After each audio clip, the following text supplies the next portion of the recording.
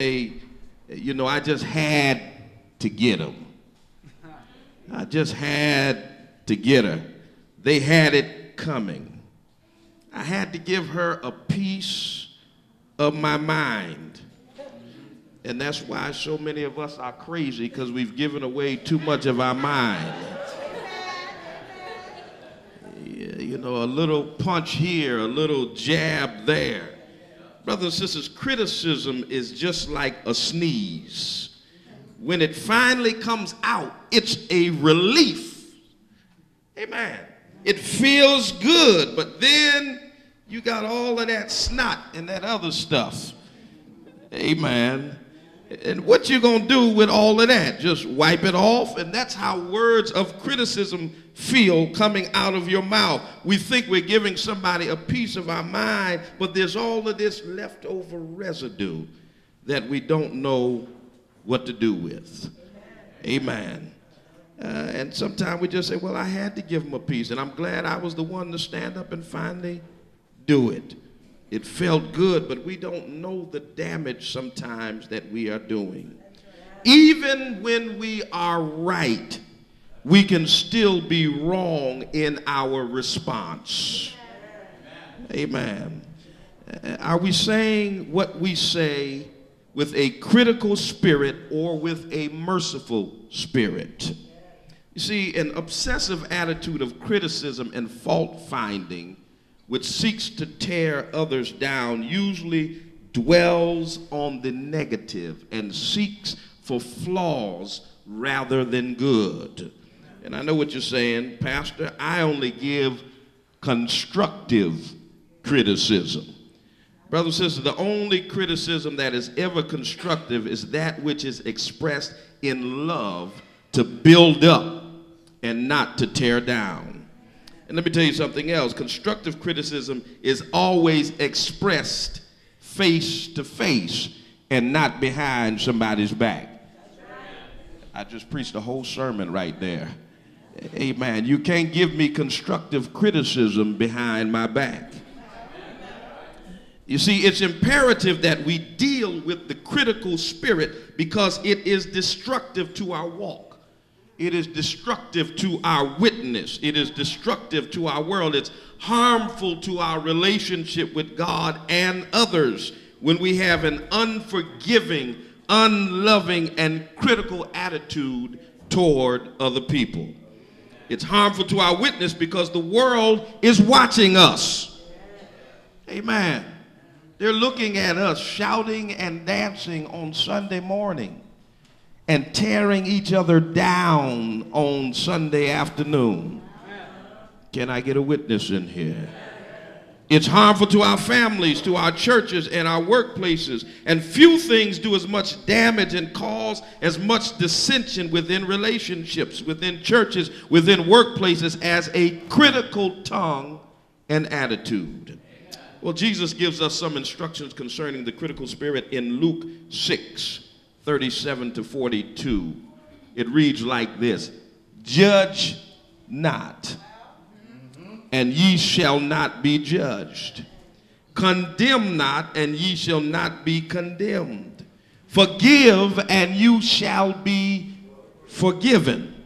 Give, and it shall be given unto you. Good measure, pressed down, shaken together, and running over, shall men give into your bosom. For with the same measure that you meet, it shall be measured to you again. And he spake a parable unto them. Can the blind lead the blind? Shall they not both fall into the ditch? The disciple is not above his master, but everyone that is perfect shall be as his master. And check this one out. Why behold you the mote that is in your brother's eye, but perceive not the beam that is in your own eye? Well, let me break that down a little bit. Amen. A mote was equivalent to a splinter, and a beam was equivalent to an entire log.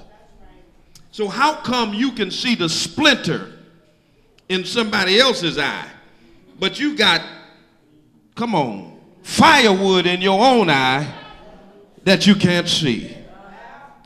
Either how can thou say to thy brother, brother, let me pull the mote that is in thine eye, when thou thyself beholdest not the beam in thine own eye.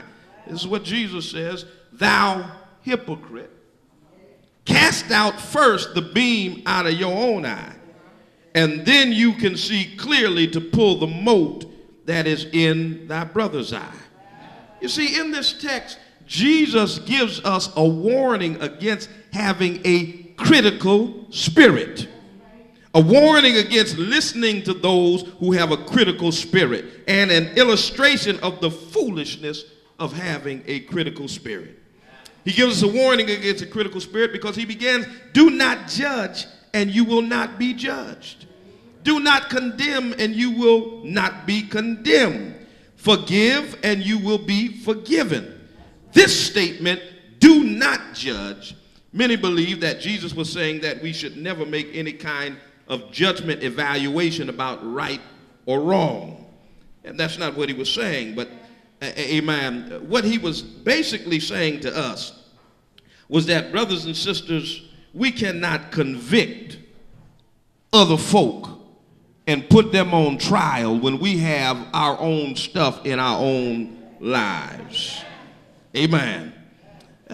We cannot be overly critical of others when we don't consider our own shortcomings in our own lives. Jesus was not forbidding us from making necessary evaluations about right or wrong, but what he was saying was not to have a critical, fault-finding relationship with others.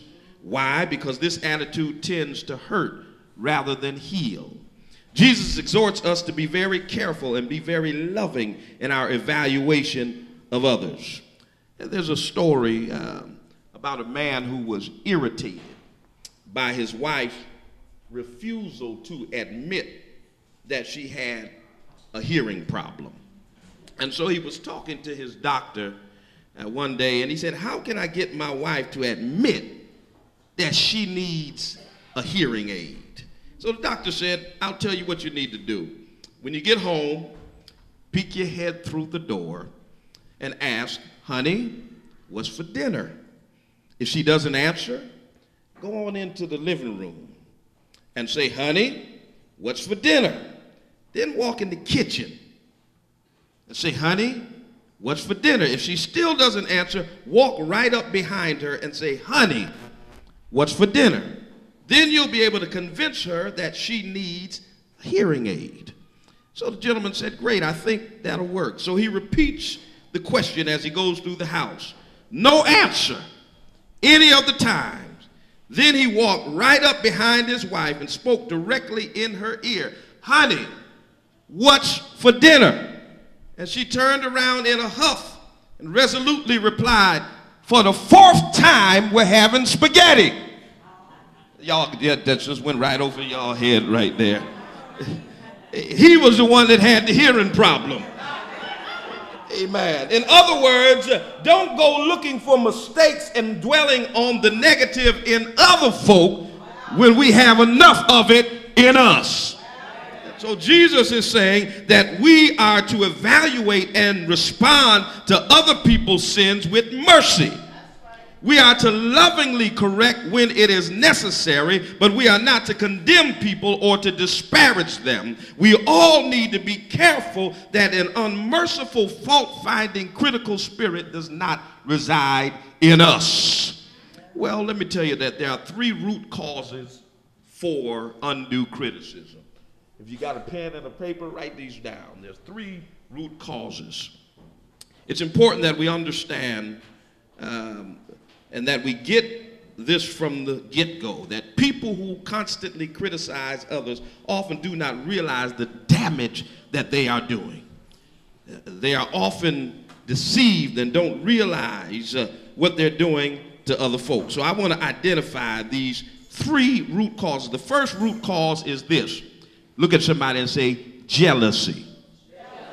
Don't be scared of them. You know they were jealous of your dress and your hat when you came in here. Amen. Amen. See, this is what the writer of Proverbs has to say about jealousy. He says this: